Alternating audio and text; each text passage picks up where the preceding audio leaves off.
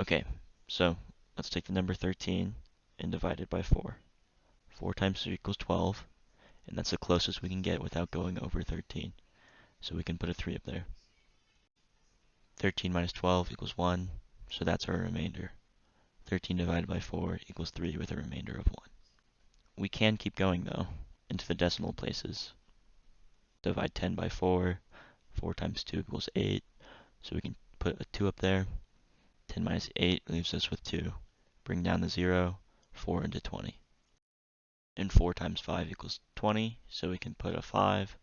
There's nothing left to do. 4 times 3.25 equals 13. 13 divided by 4 equals 3.25. But wait a minute, 0.25, that's equal to 1/4, because 0.25 times 4 equals 1. And if we look at our original answer to 13 divided by 4, 3 with a remainder of 1, we see the 1 and the 4. Obviously, if 1 over 4 equals 0.25, then 3 plus 1 over 4 and 3.25 will be the same. So 13 divided by 4 equals 3.25, and 3 plus 1 over 4. I hope that makes sense. The remainder is just the leftovers that haven't been divided yet. So once you start dividing, if you put the remainder over the divisor, that's what'll be left. Alright, now let's take 1 divided by 12. Once we start dividing, we'll see it starts out as 0.08, because 12 times 8 equals 96, and that's the closest 12 can get to 100 without going over. If we take 96 from 100, it's 100 because we've had to go over 2 decimal places, because 12 is bigger than 1 and it's bigger than 10. We get a remainder of 4. What does this mean? 4 over 12 is going to be what's left in this quotient. 4 over 12 can be reduced down to 1 over 3. So that means 1 over 3 is what's going to be left after 0.08.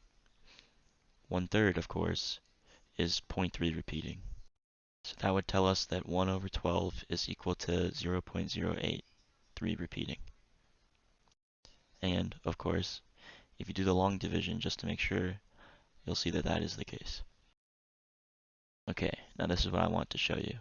Let's take 1 again and divide by 7. Once we start, we'll see that we get 0.1 with a remainder of 3. This means the rest of the answer is going to be 3 over 7. What is 3 over 7? Well, we don't know yet, but it's going to be whatever's left. So we keep going, and we get that 7 goes into 30 4 times with a remainder of 2, which means the rest of our answer from here is going to equal 2 over 7. And we continue and see that 1 divided by 7 is equal to 0.142857 repeating. Let's take a look at the remainders we encounter while going through this long division. We've already seen a 2 and a 3. What we end up with is all the numbers 1 through 6. What this means is that all the amounts of sevenths are contained within this quotient, because once we see a remainder, if we divide it by our divisor, that's 7 in this case, that will be what's to the right of our current answer. So 1 over 7 is 0.142857, 142857, and so on.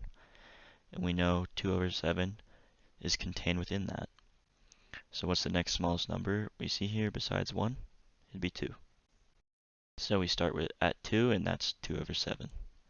3 over 7 would be the next smallest number, so starting at 4. 4 over 7 would be the next smallest, so starting at 5. 5 over 7 is 0.7142857, and 6 sevenths is 0.857142857.